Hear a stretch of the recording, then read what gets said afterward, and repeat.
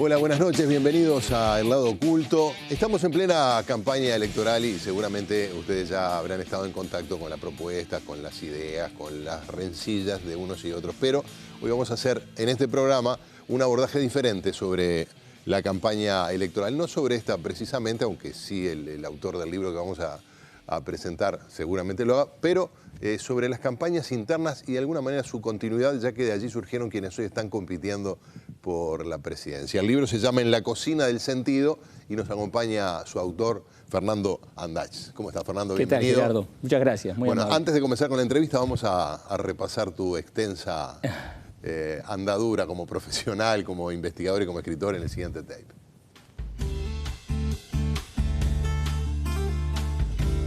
Fernando Andach es doctorado en filosofía en la Universidad de Bergen, Noruega.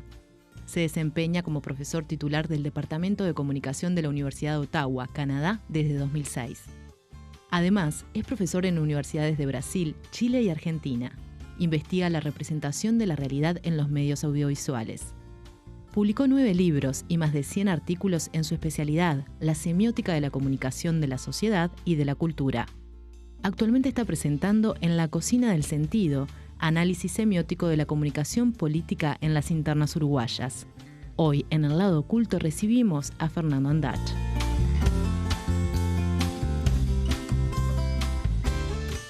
La representación de la realidad. Me quedé con ese concepto porque todos tenemos la sensación, nosotros también los profesionales, que cuando vemos algo en un informativo, estamos viendo la realidad.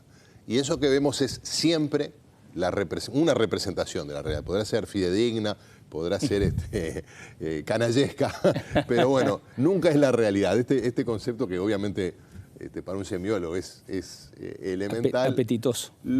Tendemos a desdibujarlo, Fernando, a creer que eso que estamos viendo es la realidad. Sí, en el título de este libro, ¿no?, que lo tomo, fíjate, de un artículo de hace 50 años de Roland Barthes, un pensador francés que empieza a hacer exactamente lo que estás diciendo. O sea, hace una serie de notas, primero periodísticas, donde estudia la Tour de France, el churrasco con papas fritas, el striptease, fenómenos de la cultura popular, cotidiana, y luego los publica como mitologías, le llama, ¿no? Y una frase que tomé y que está como un epígrafe, lo puso ahí en Editorial Fin de Siglo, en su sitio web, dice: hay que siempre sospechar de la inocencia de los objetos, ¿no? Es decir, eso que uno da por sentado en la vida, y lo tiene que hacer así, porque si no la vida no te daría, si vas a escrutar, a mirar milimétricamente cada cosa. La semiótica se permite, digamos así, desarmar un poco, por eso el título, y me gustó retomar esa idea de Barthes, La cocina del sentido, de meterme en esa especie de backstage, de un momento paroxístico de la comunicación que son las elecciones. Claro. Bueno, pero a veces el público sospecha que lo están intentando engañar, es decir, que se arman montajes, como puede ser un spot publicitario, un discurso, un eslogan, y que eso es una forma de manipular la voluntad del público. Claro. Yo siempre es digo... un abordaje muy está muy bien. Frecuente, ¿no? Está muy bien. Me gustó que usaras esa palabra, ¿no? En Brasil, donde viví varios años y trabajé, y todavía trabajo, hay unos lugares que se llama de manipulación, que son una especie de farmacias que venden productos naturales, ¿no es cierto? O sea, todo lo contrario a la idea nuestra de ser manipulado, justamente, claro, que es el gran temor, ¿verdad? La gran sospecha de qué me están haciendo con la publicidad o la propaganda, digamos, las dos vertientes, la comercial y la política. Pero yo tengo otra idea, que cuando uno quiere hacer desde que nace, diría de antes de que nace, hoy cada vez más sabemos que la vida intrauterina es fundamental para lo que te va a pasar después, ¿no es cierto? Ese diálogo ya con la madre, desde adentro. Uno está nadando desde chico y toda la vida en lo que llamó un especialista semiósfera. ¿Viste cómo hay una atmósfera de oxígeno? Nacemos en un lugar ya cargado de signos. En un ambiente. En un ambiente, ¿no? Uno tiene que acomodarse como puede, acomodar el cuerpo. Es aquello del hombre y sus circunstancias. Exactamente, de Unamuno, ¿no? Entonces, ahí, o de Ortega y Gasset, lo que fue. Ortega y Gasset, era otro español. Uno tiene que buscar cómo llegar a ser un hablante nativo, Por algo se llama la lengua materna, ¿no es cierto? Pero la semiótica es un poco más audaz porque no solo usa las palabras como estas. Fíjate que mientras hablo no dejo de mover las manos. El lenguaje de los signos o el idioma de los signos, por decirlo de una manera. Cuando viví en Alemania, que tuve una beca, Alexander von Humboldt, lo primero que me impactó fue una charla de un tipo casi 2 horas y no movió ni un músculo. Claro. Yo por momentos pensaba se había mandado a un robot, porque para mí hacer eso sería un desafío. No puedo dar una clase ni estar ahí charlando contigo y quedarme rígido. Para mí es rígido, para el alemán era correcto. Además forma parte también de la cultura popular en cualquier ámbito, ¿verdad? Claro. En una feria, en un teatro, los pueblos son distintos según se expresan su cuerpo. Probablemente los mediterráneos sean más, ya sean europeos o en fin, de Medio Oriente, son mucho más untorios en su lenguaje. Claro. Decimos que son corporal. Más expresivos, pero yo me tocó vivir en Noruega, por ejemplo, que es como la antítesis de Brasil, ¿no? Claro. En Noruega hay como aquel famoso dicho, el silencio es oro, platino diría yo. Ves que el hablar para ellos es un esfuerzo físico enorme. Esto que hablamos acá ya sería como 2 semanas de hablar para 2 noruegos, porque hay un respeto muy grande por el silencio, solo se habla lo preciso. Un pueblo sabio, entonces.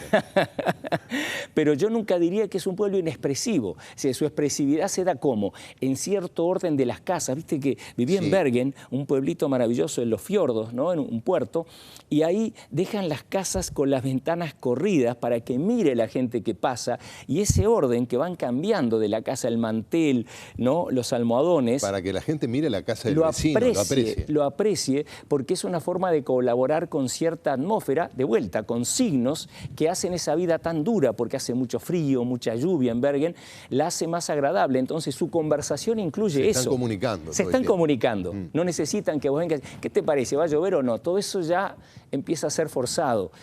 Y me tocó vivir en Alemania, donde es de otra manera. Las palabras nos parecen al principio más duras, más secas. Hay un cierto rigor que parece venir con lo anglosajón en general y lo alemán, germano más todavía.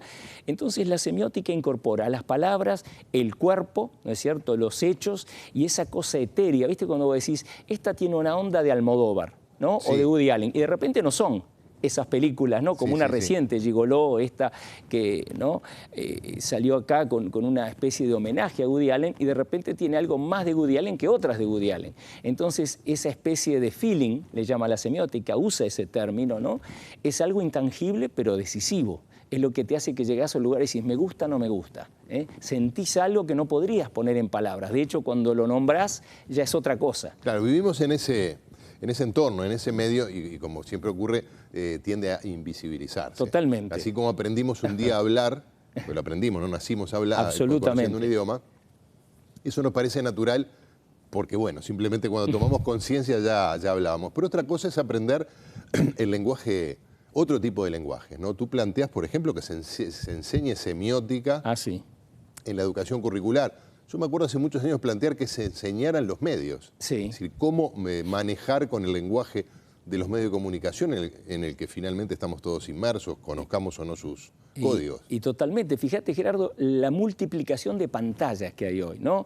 Es decir, el tablet, que es una de las medidas, ya que estamos cerca de la campaña que plantea nada menos que Tabaré Vázquez, en esa noche del 1, desde la sede del Frente Amplio, tenés el smartphone, o sea, los teléfonos estos que son computadoras y sobre todo centros de comunicación, enormemente poderosos, la clásica, ya no tan clásica, computadora. Déjame detener en eso, así ya estamos, entramos en alguno de los ejemplos concretos, porque esa imagen que tú señalas de Tabaré Vázquez, la noche en la que fue coronado por su votante, candidato a la presidencia, eligió hacer propuestas hacia el futuro, y no eligió cualquiera, eligió una que tiene que ver con lo más avanzado, si se quiere, de su gestión de gobierno. Claro. Que fue el plan Ceibal. La Ceibalita. La Ceibalita, concretamente. Diciendo, pero yo estoy, es una interpretación. Miren, en mi próximo gobierno estoy un escalón más arriba. Ahora le voy a dar la tecnología a los ancianos. Claro, vas a cubrir toda la sociedad. Más allá de la propuesta política estricta de querer entusiasmar electores mediante una oferta, como hacen todos, había una oferta muy específica, ¿no? Así que lo colocaba al mayor de los candidatos en la modernidad. En la modernidad, exacto. Pero nada, digamos, nada es tan duro como lo real. Hasta esa noche había un escenario en que él era casi cantado, digamos, que iba a enfrentarse con alguien que, si bien no es coetáneo, es alguien semejante a él en experiencia, en trayectoria. Hablo obviamente de Jorge Larrañaga. Y ahí viene la gran sorpresa, esa especie de detonación electoral que lo pone al joven, y por eso todo cambia, y no dudo que estuviera ya preparadas esas medidas, no creo que las haya cocinado esa noche, pero adquieren otro valor y generan ya una tensión en el famoso problema de quién va a ser el vice. Sí, pero hasta esa noche era posible que ganara, venía desde atrás, en las encuestas era posible que ganara la calle Pou. No se descartaba, es más, ya en las últimas semanas parecía un muy hecho. Cercano. El asunto es que es como si fuera una carrera, la calle Pou dejó atrás a Larrañaga, pero parece que con el envión, a nivel de discurso, también dejó atrás a Tabaré Vázquez. Claro. Es decir, le empezó a achicar ventajas con una propuesta que antes nadie hubiera dicho que iba a funcionar. Es muy joven para el Uruguay. Sí. Tiene un discurso hasta ingenuo en algunas cosas. Sí. ¿Cómo explicar ese éxito mediático o semiótico? Escuché recién, haciendo un zapping en Internet, no hay una palabra para zapping en Internet, pero me encontré con una charla en la radio de la Universidad de la República, de alguien que no conozco, un analista, Emiliano Tuana, y él decía que si un marciano llegase esa noche del Emiliano primero... Tuana es un, bueno, sé, académicamente estudiando, es un muchacho, porque tú estás en el exterior, que tuvo gran notoriedad a través de su blog, bueno, en una crítica muy dura que le hizo a la colega Victoria Rodríguez, ¿no? Mirá, no sabía. Lo escuché. Y sus blogs son muy difundidos a nivel de las redes. Lo escuché en esta radio, o sea, un podcast, ¿no? Y decía una cosa interesante, que si llegaba un marciano la noche del 1 de junio y miraba las dos, digamos, discursos del triunfo, creía que ese que estaba en el Frente Amplio era el de derecha y que el otro que estaba en la Ciudad Vieja, ¿no?, era el de izquierda, por todo.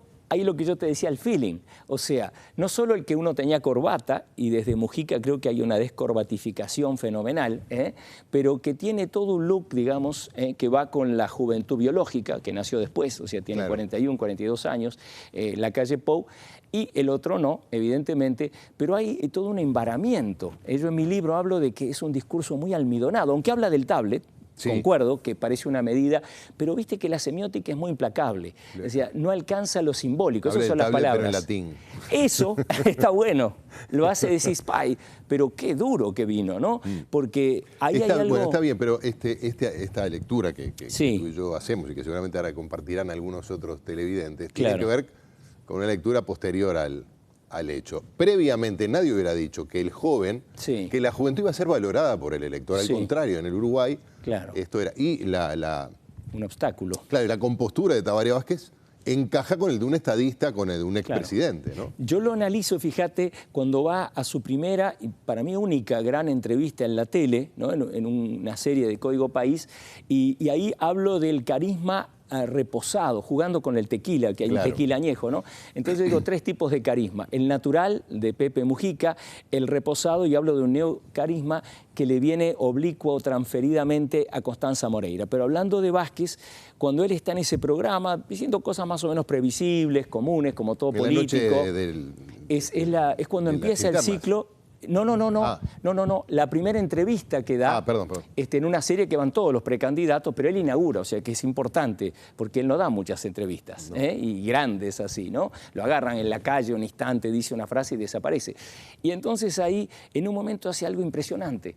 Le dicen, denos algo, por favor. El vice nunca lo va a dar, no lo da nadie, era temprano, pero díganos un ministro. Entonces habla de Astori, que va a ser el ministro, pero eso no es lo interesante. Lo interesante dice, bueno, hace unos gestos, es realmente prestidigitación. Dice, estamos en una sala de operación, en un quirófano, y lo crees, tanto lo crees, que luego le hacen otra pregunta y le ves una cosa radiante, y uno de los periodistas que está ahí le dice, estamos de vuelta en la sala de operaciones.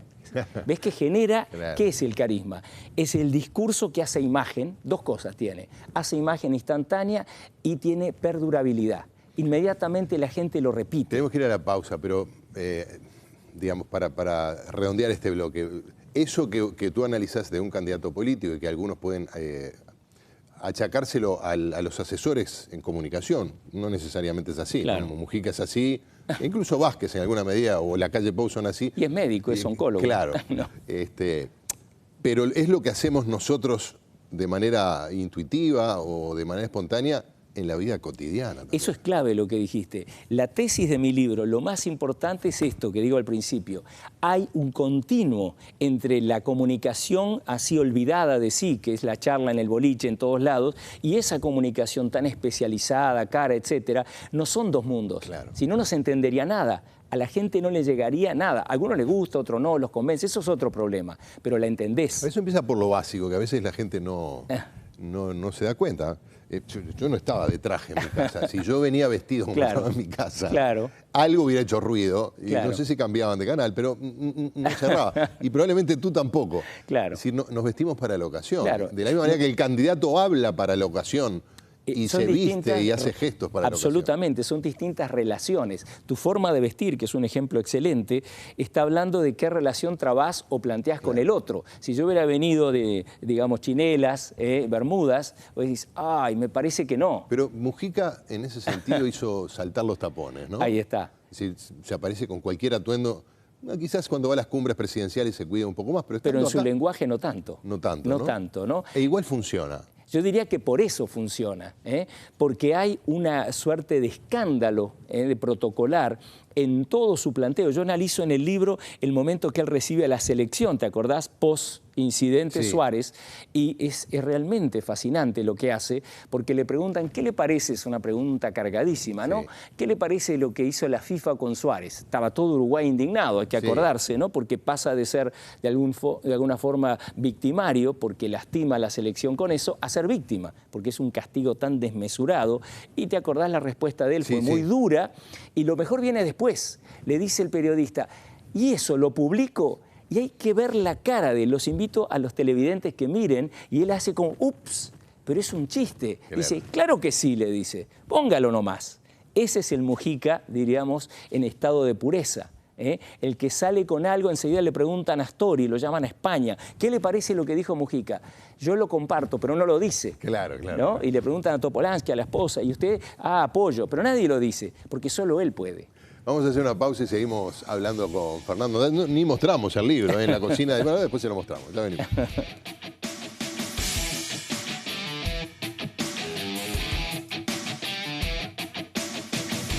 Busca en librerías el Graf Pi, En el tiempo, la batalla final, hundimiento y rescate de Fernando Klein. Edita Ediciones B.